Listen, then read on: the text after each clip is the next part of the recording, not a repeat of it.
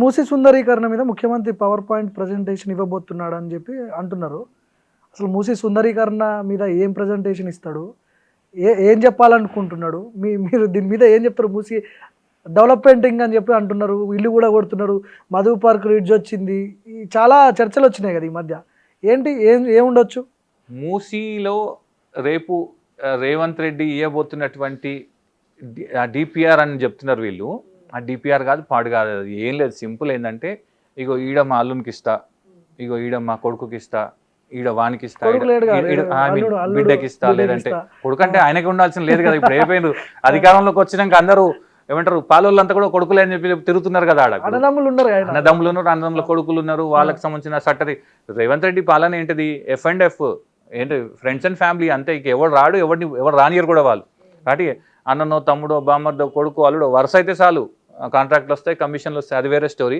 ఇక మూసీ దగ్గరకు వస్తే, ఇది మూసీ బ్యూటిఫికేషన్ కాదు, ఇది మూసీ ద్వారా చేసేటువంటి లూటిఫికేషన్. ఇది అది ల్యాండ్స్ లూటిఫికేషనా, డబ్బుల లూటిఫికేషనా, కాంట్రాక్ట్లలో కమిషన్లా, ఏదన్నా తీసుకో.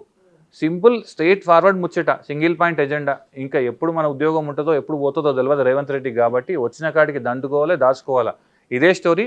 రేపు చెప్పేటువంటి పీపీటీలో కూడా ఆయన చెప్పేదంతా కూడా ఆర్టిఫిషియల్ ఇంటెలిజెన్స్తో తీసుకొచ్చిన 4 బొమ్మలు వేస్తారు. మళ్ళీ రేపు మనం సాయంత్రం కూర్చున్నాం, వాళ్ళు ఇచ్చినటువంటి డిపిఆర్లో మీరు ప్రతి ప్లాన్ కానీ ప్రతి బొమ్మ కానీ ఈవెన్ గాంధీ గారి విగ్రహంతో సహా ఆర్టిఫిషియల్ ఇంటెలిజెన్స్తో జనరేట్ చేసిన ఇమేజ్లు పెట్టి రేపు చూపిస్తారు.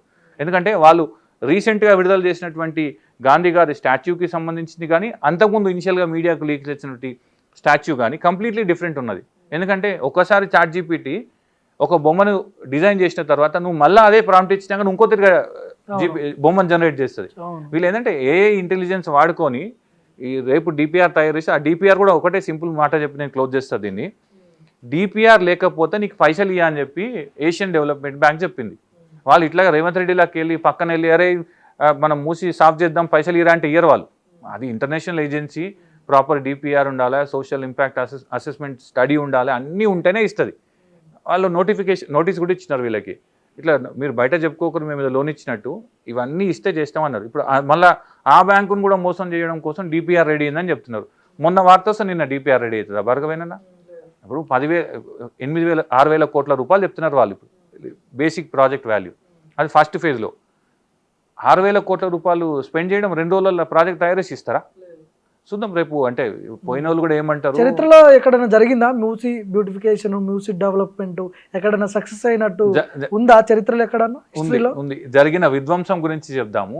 సరే, వికాసం ఎప్పుడు జరగదు, సక్సెస్ గురించి మాట్లాడుకో. నేను అదే చెప్తున్నా. ఏంటంటే సబర్మతి డ్యామ్ ను ప్రధానమంత్రి గారు ఆయన అక్కడ గుజరాత్లో చేస్తున్నారు, దాన్ని మోడల్గా తీసుకొని వీళ్ళందరూ స్టోరీలు చేస్తున్నారు. కానీ సబర్మతి కేవలం 11 కిలోమీటర్లు, 70,000 మందిని డిస్ప్లేస్ చేసినారు, అంటే ఆయా ప్రాంతాల నుంచి తొలగించినారు. సుమారుగా 20,000 మంది ఇళ్లను, పేదోళ్ళను రీలోకేట్ చేసినారు. వాళ్ళందరినీ తీసుకుపోయి అక్కడ పాడేసినారు. కానీ వాళ్ళకి మనకి తేడా ఏంటిదంటే, మూసీ పరివాహక ప్రాంతం చుట్టూ వందల సంవత్సరాల నుంచి, నిజాం కాలం నుంచి ఇండ్లు కట్టుకొని అక్కడ ఉపాధులు పెట్టుకొని అక్కడ ఉన్నటువంటి వ్యక్తుల సంఖ్య పెద్దగా ఉంది. మన దగ్గర 1,50,000 కుటుంబాలు ఉన్నాయి భార్గవ్, 1,50,000 ఇండ్లు ఉన్నాయి. 1,50,000 కుటుంబాలంటే ఒక్క ఇంట్లో 4 అనుకుంటే కూడా దాదాపు 6 లక్షల మందిని వీళ్ళు రీలొకేట్ చేయాలి. కాబట్టి ఇంత విధ్వంసం చేసి నువ్వు చేసేది దేనికి?